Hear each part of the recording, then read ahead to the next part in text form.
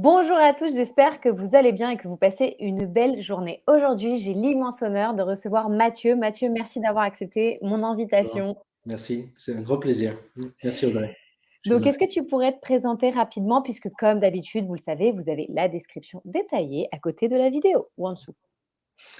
Alors, pas évident de se décrire, hein, de dire qui on est. Moi j'aime bien justement, j'aime pas rester dans une case, je suis poli et vaillant et ça m'arrive de combiner les 2, parfois d'être polyvalent. Voilà, non, je suis entrepreneur, j'ai co-géré 4 sociétés, j'en ai créé 2 récemment, l'année dernière et donc j'adore les projets et mon moteur phare, en fait, c'est ouvrir les gens sur la spiritualité, sur leur plein potentiel, sur la libération, qu'elle soit subtile, énergétique, émotionnelle et avoir un programme dans ses croyances, d'avoir une pleine ouverture, pleine capacité parce que ça change des vies, en fait et ça me nourrit profondément. Donc c'est ça mon métier phare aujourd'hui. D'accord. Donc, du coup, arrive le moment fatidique où tu vas nous partager, alors parmi tout ce qu'il y a, le truc, la pépite, l'événement de vie pro ou perso qui est venu enrichir ta vie. Alors, enrichir, en tout cas, je vais pas vous parler d'un moment qui était très glorieux, qui était génial, donc je ne vais pas vous amener, ça, donc je pense à ce moment parce que pour moi c'est un déclencheur en fait, d'un moteur qui s'est fait de manière inconsciente et qui s'est nourri. C'était un moment en fait quand j'étais je sais plus, je devais être en début d'école de commerce, j'ai eu un ami qui s'est suicidé en fait, Mmh. que j'ai vu le jour même et alors je suis désolé, c'est pas le Ah mais déclencheur le plus, joyeux du monde, mais disons que voilà, je l'ai vu le jour même, il se présentait toujours bien, c'était voilà, quand j'étais jeune, il avait toujours 200-300 € et c'était colossal pour moi en fait, dans la poche et il faisait semblant d'être toujours bien habillé, toujours content en surface, mmh. mais très peu communicant. Et donc j'ai appris qu'il s'est suicidé. 2 jours après, j'ai eu un autre ami qui s'est suicidé. 3 jours après, bon je sais, c'est pas très joyeux, 3 jours après, j'ai eu quelqu'un, mort, RER en fait, j'ai eu quelqu'un qui était découpé en tranches, en différents morceaux. Donc voilà, c'est pas très sympa, mais pourquoi je le prends comme déclic, comme événement qui était marquant? Parce que depuis ce moment-là, en fait, donc moi je m'interrogeais beaucoup sur la vie, quel est le sens et cetera. La spiritualité, qu'est-ce qu'il y a après la mort? C'est des sujets qui me passionnent. Mais ce truc a fait que j'ai envie de contribuer au maximum pour ne pas que les gens se gâchent. Et en fait, il y a beaucoup de gens qui passent à côté de leur vie, qui vivent comme un bateau qui reste constamment dans le port, c'est-à-dire ils vivent sans vivre. Ils sont dans une grotte, en fait. Mmh. Et ce que je veux, en fait, c'était vraiment déclencheur parce que je veux aller dans une vie de vibration, une vie qui est intense, qui est vibrante, qui est explorante, en fait.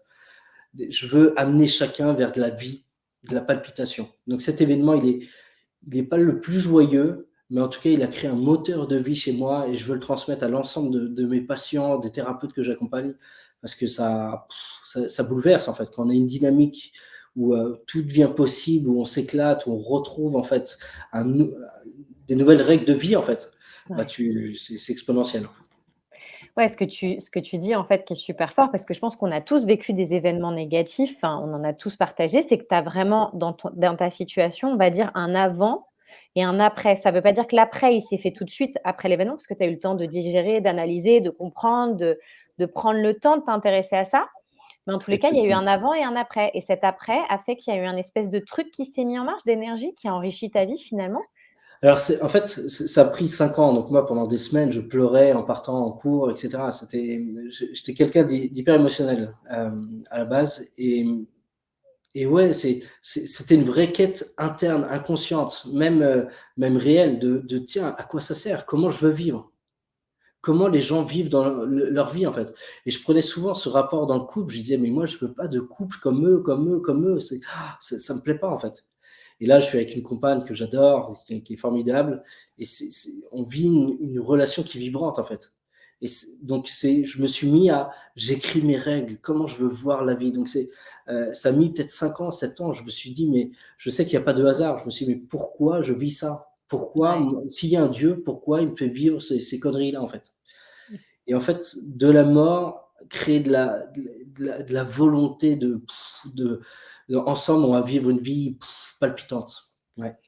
Je te rejoins carrément là-dessus parce que tu sais, souvent les gens, ils me disent, enfin ceux qui me connaissent notamment dans la sphère plus personnelle, ils me disent: «Mais comment tu fais? Pourquoi tu relativises tout?» et cetera et en fait, c'est un peu ce que tu dis, ça rejoint ton histoire. J'ai eu un déclic, c'est le jour où ma chef secouriste, elle est décédée, d'une rupture d'anévrisme sur son cheval en faisant sa passion. Donc en fait, tu peux même pas dire: «C'est injuste», c'est enfin tu vois, c'est juste comme ça. C'est que ça devait être comme ça et j'ai beaucoup réfléchi à ça. J'ai analysé pourquoi elle était partie. Ça m'appartient, l'analyse que j'en ai faite et cetera. Mais ce que j'en ai gardé, c'est que, ben, je vais vivre ce qu'elle, elle a pas pu vivre et c'est pour ça que j'ai cette facilité à relativiser parce que je me dis: «OK, j'ai mal, mais en attendant, si j'ai mal, c'est que je suis en vie, quoi». Ouais, Ça veut pas dire que c'est c'est tout le excellent. temps facile. Ouais. Tu vois, c'est ce que tu disais, ça veut pas dire qu'il y a pas des fois où c'est pas challengeant et difficile. Mais c'est sûr que, bah, la confrontation à la mort, même si c'est pas comme tu dis des histoires les plus joyeux du monde entier pour les fêtes de Noël, en attendant, ça reste quand même des beaux déclics avec des beaux avant-après. Et je sais que moi, connecté à mon âme, à mes intelligences supérieures, je sais que cet événement, en fait, il faisait partie de mon chemin. Il était nécessaire. C'est comme si je l'avais appelé cet événement. Donc notre partie bêta, en fait, va renier tout ce qui y arrive, mais notre partie plus connectée à notre âme, en fait, Mmh. sait qu'il y a un sens à tout ce qui se passe. Et, et donc, ouais, cet événement me sert. Alors tu parlais de c'est pas facile. En fait, l'idée, si la vie serait tout le temps facile, vous vous ennuierez, en fait. Et votre âme aspire à autre chose que de la facilité, en fait. Si vous êtes des explorateurs, vous aimez vivre des événements, vous aimez, voilà, et ben, il vous faut de la difficulté, sinon vous ennuyez, en fait. Donc l'idée, c'est j'aime bien dans Harry Potter, il parle de ça, il parle de choisir entre le bien et la facilité. Ouais, c'est exactement ça. La facilité, c'est on se ternit et on se meurt à petit feu, en fait, parfois. Alors, il faut pas trop d'inconfort, c'est trop de chaos, mais trop de confort fait que tu t'ennuies. Donc, il faut trouver le juste équilibre entre j'ai une bonne base et en même temps j'ai cette soif d'explorer. Et là, vous allez ouvrir des champs des possibles dans votre métier, dans votre joie de vivre, dans vos amitiés. Et voilà, c'est une vie qui vous nourrit, en fait. C'est clair, tu partages 2 choses hyper importantes que je partage souvent, notamment dans mes accompagnements, qui est de un, je cro alors il y en a, ça fait grincer des dents quand on dit ça, mais je crois qu'il y a pas de hasard. Tout ce qu'on le vit, on le vit pour quelque chose, pour un apprentissage, désagréable ou pas, peu importe, il y a pas de voilà, il y a pas de hasard. C'est mon choix, mon point de vue et mon voilà, mon choix à moi et je sais que certains, ça les fait grincer en disant: «Ouais, mais non, mais» mais bon, peu importe. Et l'autre chose que tu partageais, j'ai perdu mon idée du coup. Hem, Bah, ça reviendra, c'est pas grave. Alors, par rapport à ça, il y a pas de hasard. C'est en fait, on est trop étriqué dans une notion d'espace et de temps limité. Et en fait, quand on prend du recul, regardez, une victime n'est pas victime par hasard. Il a une posture de victime. Il a une attitude de recroquevillé, à se voilà, à avoir peur, à trembler. Vibratoirement, il est en train d'envoyer l'émission «Je suis faible, je suis fragile, attaquez-moi». Et en fait, on est des animaux de base. Donc quand tu transpires ça vibratoirement, et ben, tu attires de l'agression.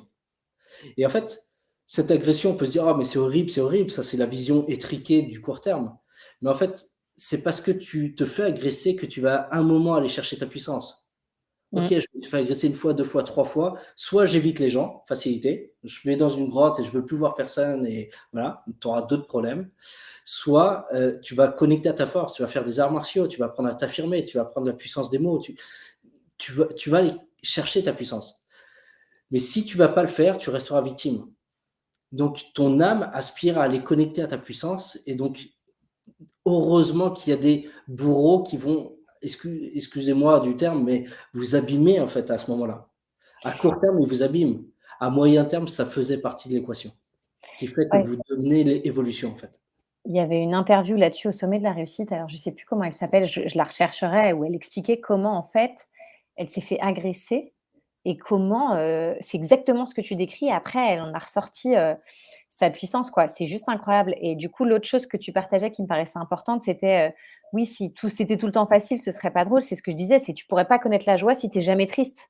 Mmh. C'est pas, que tout blanc ou que tout noir quoi. Il y a forcément du blanc-noir avec des nuances quoi. Je pense à la musique de Johnny Hallyday, donc je vais pas vous la chanter, vous serez déçus. Mais donnez-moi l'envie d'avoir envie.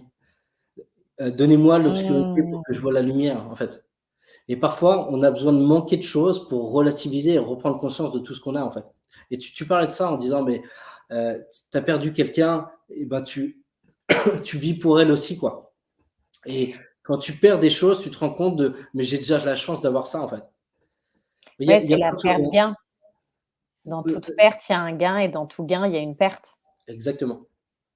Et c'est dingue parce que plus on a cette perspective, au lieu de condamner et rester dans une étiquette, je parlais de ça dans les petites pépites du jour, au lieu de rester dans une étiquette, en fait, on devient libre. Les Mmh. gens se cachent derrière: «Je suis timide». Mais en fait, «Je suis timide», tu as des gains et tu as des pertes à t'accrocher à cette étiquette. Exactement. Et dans tout, en fait, une victime a des gains à être victime. Mmh. Un bourreau a des gains à être bourreau. Et c'est lié à des blessures qui font qu'on prend ce caractère, on prend cette étiquette. Mais si on est bloqué dans une seule étiquette et pas son opposé, on est limité en nous-mêmes. Mmh. Donc il faut aller se compléter, en fait, il faut aller se nourrir de son opposé. Il faut sortir de ces étiquettes parce que voilà, ça nous bride, ça nous ferme des portes, en fait, sur du champ des possibles. Bah, écoute, merci beaucoup Mathieu, merci pour tout ce que tu nous as partagé. J'espère que cette vidéo vous a plu et on se retrouve Merci. demain avec une nouvelle vidéo. À bientôt, Merci. au Merci Audrey. revoir. Allez, au revoir.